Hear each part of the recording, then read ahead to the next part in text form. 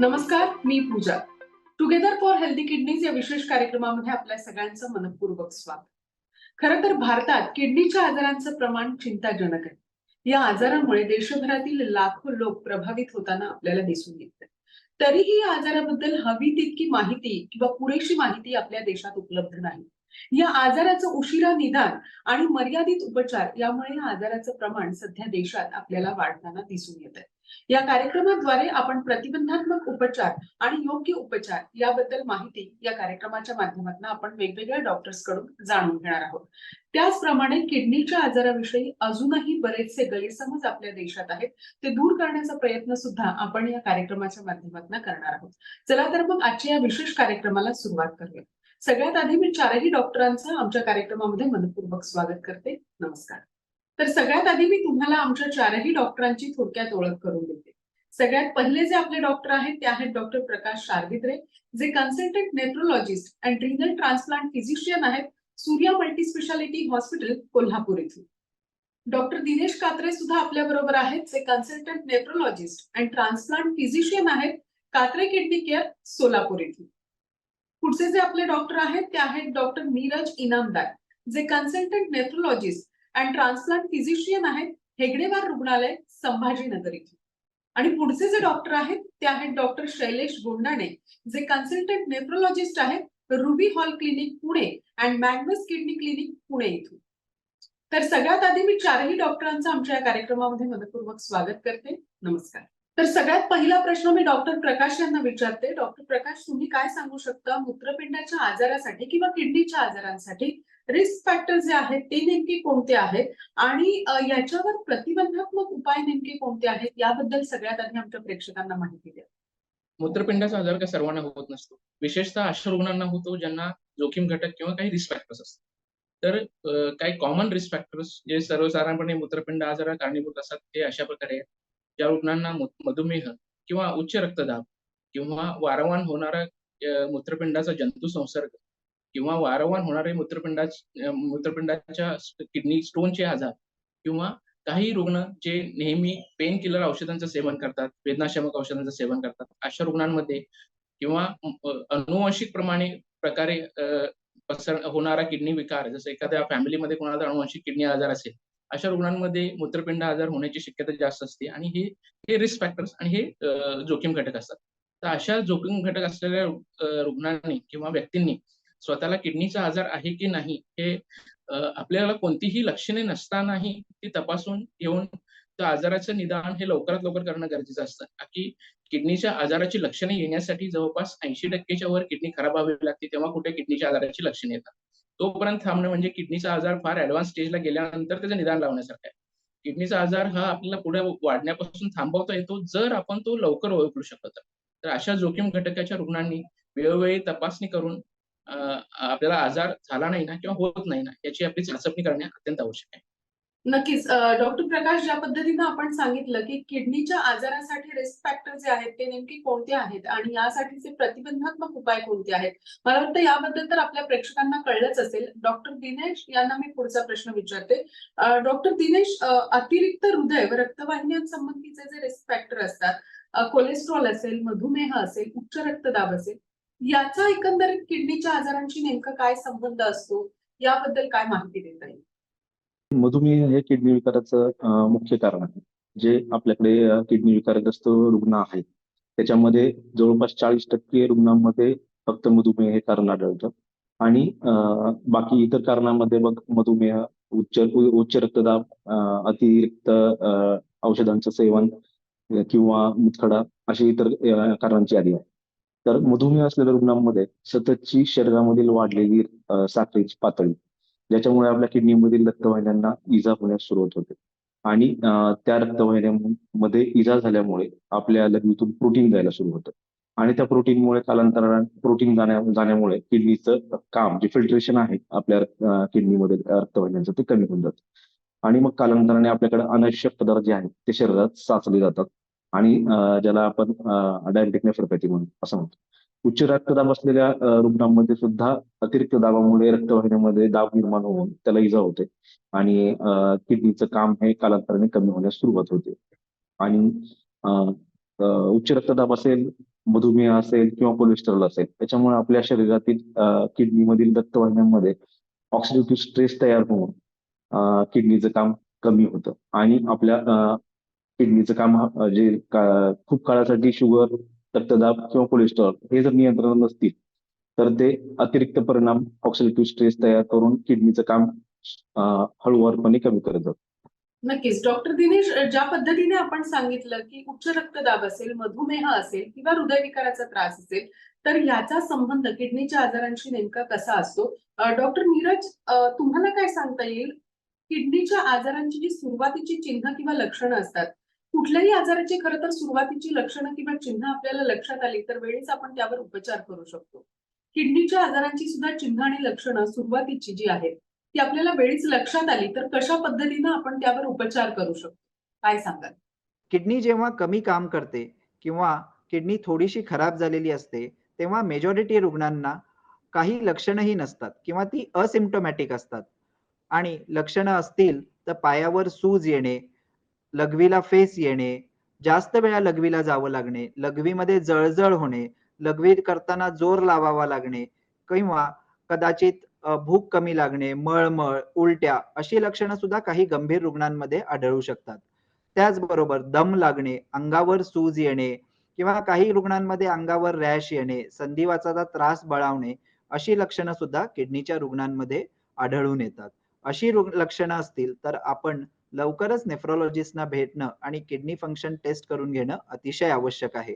जर patient asymptomatic असेल म्हणजे त्यांना लक्षणं नसतील, पण जर पेशंट हायपरटेन्सिव्ह म्हणजे उच्च रक्तदाब असेल किंवा त्यांना मधुमेह असेल किंवा त्यांना किडनी स्टोनची हिस्ट्री असेल, तर अशा रुग्णांनी सुद्धा वर्षातून एकदा आणि आजाराच्या निदानाच्या दरम्यान kidney function test, urine analysis असे तपास करून घेणं अतिशय आवश्यक असेल.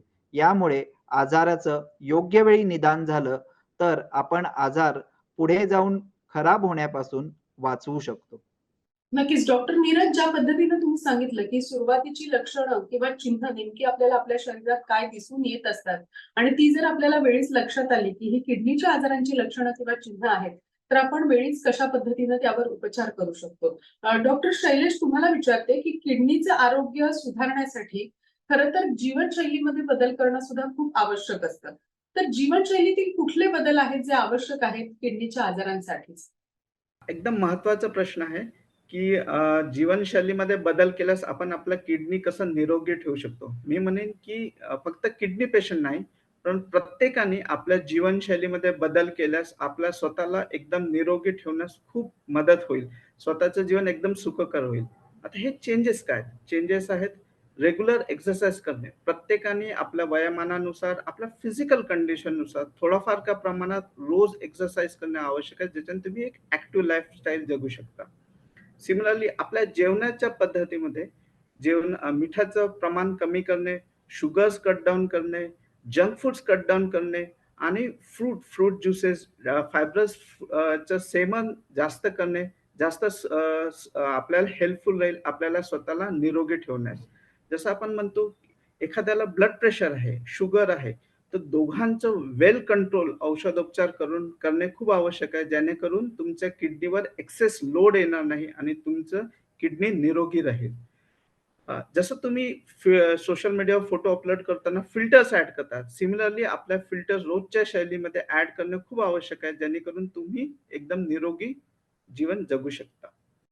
टुगेदर फॉर हेल्दी किडनीज या विशेष कार्यक्रमामध्ये आता वेळ झाली एका छोट्याशा विश्रांतीची.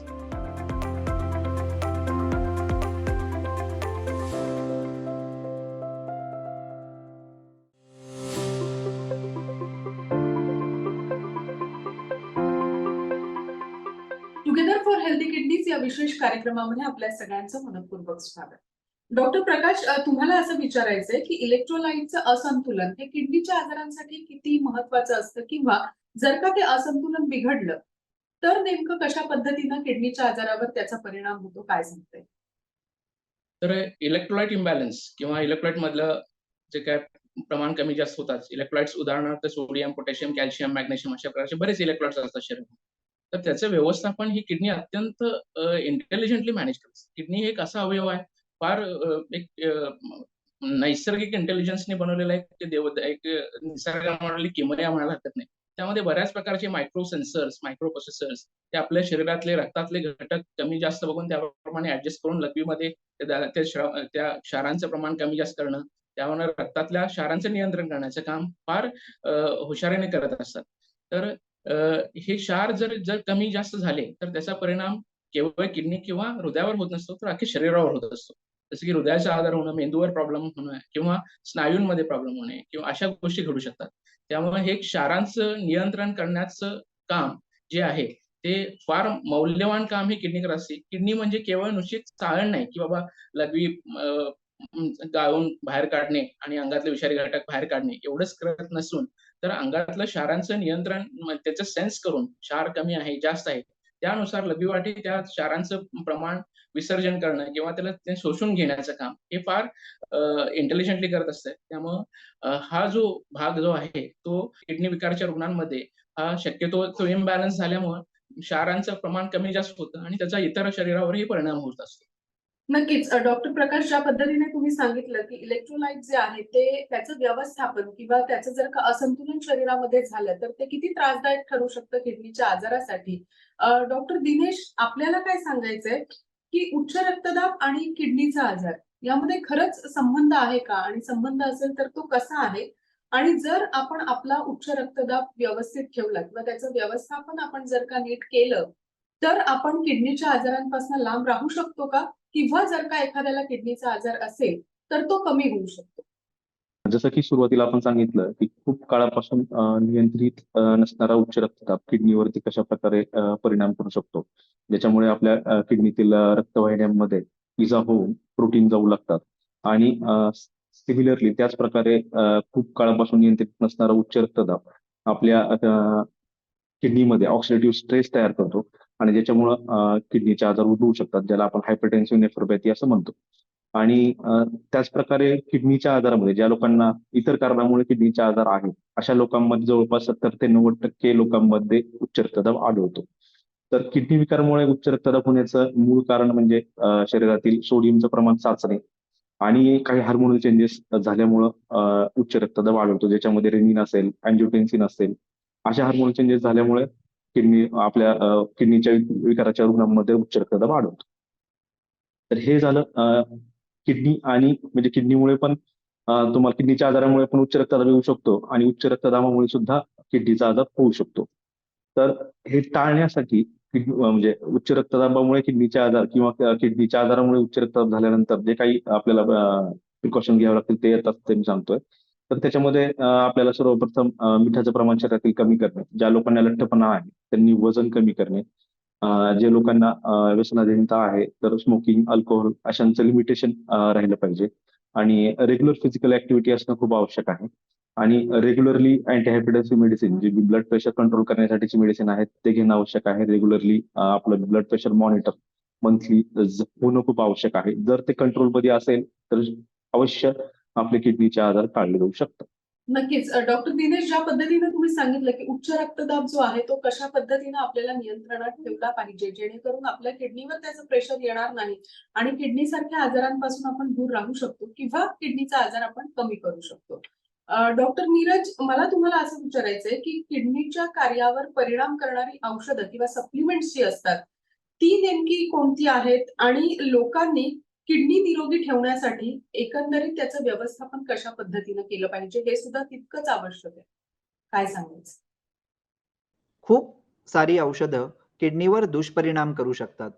पर्टिक्युलरली पेन किलर्स म्हणजे जी औषधं आपण अंगदुखी, डोकेदुखी, संधिवात, पाठ दुखते म्हणून आउट ऑफ दी प्रिस्क्रिप्शन घेतो किंवा ओव्हर दी काउंटर्स घेतो, अशी औषधं किडनीसाठी मोठ्या प्रमाणावर घातक असतात. त्याचप्रमाणे रुग्णांनी डॉक्टरांना आपण घेत असलेली औषधं मोकळेपणानं सांगणं सुद्धा आवश्यक आहे. यामुळे बऱ्याच औषधांची होणारी इंटरॅक्शन आपण टाळू शकतो. त्याचबरोबर सीटी स्कॅन किंवा एम-आर-आय करताना जे कॉन्ट्रास्ट यूज केले जातात, अशा वेळी सुद्धा रुग्णांनी आपल्याला चालू असलेली औषधं किंवा किडनीचा आजार हा डॉक्टरांना सांगणं अतिशय आवश्यक आहे. बऱ्याच औषधांमध्ये प्रत्यक्ष किंवा अप्रत्यक्षरित्या अल्टरनेटिव्ह मेडिकेशन्समध्ये सुद्धा हायर मेटल्सचं प्रमाण कधी अधिक असतं आणि काही रुग्णांना त्यामुळे किडनी खराब होण्याचा धोका उद्भवू शकतो. त्याचबरोबर काही अँटीबायोटिक्स किंवा अँटीफंगल औषधं घेण्या दरम्यान किडनीचा तपास करणं अतिशय आवश्यक असतं आणि जर किडनी खराब होण्याची लक्षणं आढळून आली, तर ही अशी औषधं वेळीच बंद करणं अतिशय आवश्यक आहे. आजकालच्या ट्रेंडमध्ये हाय प्रोटीन डाएट्स किंवा प्रोटीन सप्लिमेंट्स घेण्यामुळे सुद्धा किडनीचा आजार उद्भवू शकतो. नक्कीच. ज्या पद्धतीनं आपण जाणून घेतलं, की काही औषधं किंवा सप्लिमेंट्स आपण कशा पद्धतीनं त्याचं व्यवस्थापन केलं पाहिजे. डॉक्टर शैलेश, प्रोटीनचं जे सेवन आहे, त्याबद्दल किडनीच्या आजाराला घेऊन बरेच समज आणि गैरसमज अजूनही आपल्याकडे आहेत. जर का हे गैरसमज आपण या कार्यक्रमाच्या माध्यमातून दूर केले, तर त्याचा प्रेक्षकांना नक्कीच फायदा होईल. काय सांगता येईल? येस. प्रोटीन संबंधात आपल्या युज्युअल सोसायटीमध्ये खूप सारे गैरसमज आहेत. आता मी या प्रश्नाला 3 वेगवेगळ्या कॅटेगरीजमध्ये डिव्हाईड करणार. प्रत्येकाला प्रोटीन हे आवश्यक आहे because it's a building block of our body. जर आपण कमी प्रोटीन घेतलं तर आपलं बॉडी थोडीशी वीक फील करेल. पण जर आपण एक्सेस प्रोटीन घेतलं तर याचा अर्थ हे नाही की आपण बॉडी बिल्डर आहोत. म्हणून प्रत्येकाने आपलं एज, आपली फिजिकल ऍक्टिव्हिटी, आपलं प्रोफेशन नुसार प्रोटीन घेणं आवश्यक आहे. एखाद्या नॉर्मल माणसाला एक संतुलित प्रोटीनचा आहार घेणं आवश्यक आहे. सिमिलरली एखादा पेशंट जो किडनीचा आहे, त्याच्यामध्ये किडनीचे 2 पेशंट असतात. एक जे डायलिसिसवर असतात आणि दुसरी कॅटेगरी जे डायलिसिसवर नसतात. जे डायलिसिसवर नसतात असे पेशंटनी कमी प्रमाणात प्रोटीन घेणं आवश्यक आहे. कारण की एक्सेस प्रोटीन तुमच्या किडनीवर एक्सेस लोड टाकेल आणि तुमच्या किडनीची बिमारी वाढत्या क्रममध्ये राहील. पण एखादा पेशंट डायलिसिसवर आहे, तर अशाने एक्स्ट्रा प्रोटीन घेणं आवश्यक आहे, ज्याने स्वतःची बॉडीची आणि फिजिकल कंडिशन नीट ठेवण्यात मदत होईल. तर हे जे मेन मिसकन्सेप्शन आहे, हे सगळे दूर झाले पाहिजे. नक्कीच. डॉक्टर शैलेश, ज्या पद्धतीनं तुम्ही सांगितले, की कोणते गैरसमज आहे आणि ते कशा पद्धतीनं दूर ठेवले गेले पाहिजे आणि किडनीच्या आजारापासून आपण लांब राहिलं पाहिजे. तुम्हाला चौघांनाही मी एक कॉमन प्रश्न विचारते, की किडनीच्या आरोग्याची जर का आपल्याला व्यवस्थित काळजी घ्यायची असेल, म्हणजे जर का आपल्याला वाटत असेल आपल्याला किडनीचा आजार होऊच नये किंवा जर का एखाद्याला किडनीचा आजार असेल आणि त्याला त्याची तब्येत व्यवस्थित ठेवायची असेल, तर त्यानं कशा पद्धतीनं आपली काळजी घेतली पाहिजे? काय सांगता येईल? तर किडनीच्या आजाराची लक्षणे ही खूप उशिरा येत असतात. लक्षणे येण्याची वाट पाहणे म्हणजे किडनीला ॲडव्हान्स स्टेजमध्ये पोहोचवल्यासारखे आहे. त्यामुळे लक्षणे येण्याची वाट न पाहता ज्या व्यक्तींना आपण डिस्कस केल्याप्रमाणे ज्यांना जोखीम घटक आहे, त्या रुग्णांनी आपल्याला कोणतीही लक्षणे नसतानाही जर आपलं स्क्रीनिंग टेस्ट करून घेऊन ह्या आजाराचं निदान लवकरात लवकर केलं, तर हा आजार अ, वाढण्यापासून आणि एंड स्टेज किडनी डिसीज पर्यंत जाण्यापासून आपल्याला थांबवता येऊ शकतो. आणि हे स्क्रीनिंग टेस्ट करणे हे हे फार कॉस्ट इफेक्टिव्ह ठरतं. आणि किडनीच्या आजाराच्या बाबतीत बोलायचं झालं, तर कोणत्याही आजाराच्या बाबतीत बोलायचं झालं तर prevention is better than cure. पण किडनीच्या आजाराच्या बाबतीत बोलायचं झालं तर prevention is much much better than cure. Healthy किडनीसाठी आपल्याला काही मूलभूत गरजा आवश्यक आहेत. त्याच्यामध्ये मिठाचं प्रमाण कमी करणे, ज्या लोकांना उच्च रक्तदाब किंवा शुगर आहे अशा लोकांनी त्याला नियंत्रित ठेवणे, त्याचे रेग्युलर मॉनिटरिंग करणे, लठ्ठपणा असलेल्या लोकांमध्ये वजन कमी करणे, रेग्युलर फिजिकल ऍक्टिव्हिटी ठेवणे, जसे बाकी योगा, प्राणायाम ह्या गोष्टी असतील ते रेग्युलरली करणे, एवढंच मी सांगेन. प्रत्येक हायपरटेन्सिव्ह आणि डायबेटिक पेशंट्सनी वर्षातून एकदा तरी युरिन ॲनालिसिस आणि किडनी फंक्शन टेस्ट हे रिपोर्ट करणं अतिशय आवश्यक आहे. त्याचबरोबर प्रत्येक हायपरटेन्सिव्ह आणि डायबेटिक रुग्णांनी घरात शुगर आणि बीपी मेजर करायला शिकणं अतिशय आवश्यक आहे आणि त्यांची रेग्युलर नोंद ठेवली तर आपण भविष्यात उद्भवणाऱ्या गंभीर किडनीच्या आजारांपासून स्वतःचा बचाव करू शकतो. प्रत्येक मनुष्याने जसं स्वतःच्या स्किनची, डोळ्यांची, हार्टची काळजी घेतो, तसंच किडनीची पण काळजी घेणं खूप आवश्यक आहे. आणि त्याकरता प्रत्येकाने रेग्युलर एक्सरसाइज करणे, जेवणामध्ये सॉल्टचं प्रमाण कमी करणे, शुगर्सचं प्रमाण कमी करणे, जंक फूड्सचं प्रमाण कमी करणे, फ्रुट्सचं प्रमाण वाढवणे, रेग्युलर एक्सरसाइज करणे, बीपी, शुगर कंट्रोल करणे हे अत्यंत आवश्यक आहे. तर तुम्ही चारही डॉक्टरांनी आमच्या प्रेक्षकांना इतकी छान माहिती दिली, की किडनीचं व्यवस्थापन किंवा किडनीचं आरोग्य आपल्याला निरोगी ठेवायचं असेल, तर कशा पद्धतीनं आपण आपल्या शरीराची काळजी घेतली पाहिजे. त्याचप्रमाणे आपली जी औषधं आहेत, आपण जे सप्लिमेंट्स घेत असतो, त्याचं व्यवस्थापन नेमकं कशा पद्धतीनं केलं पाहिजे आणि आपल्या जीवनशैलीमध्ये किंवा आपल्या आहारामध्ये कशा पद्धतीनं बदल केले पाहिजेत, याबद्दलची खूप छान माहिती तुम्ही आमच्या प्रेक्षकांना दिली. त्याबद्दल धन्यवाद. टुगेदर फॉर हेल्दी किडनीज या विशेष कार्यक्रमामध्ये आज इतकंच. नमस्कार.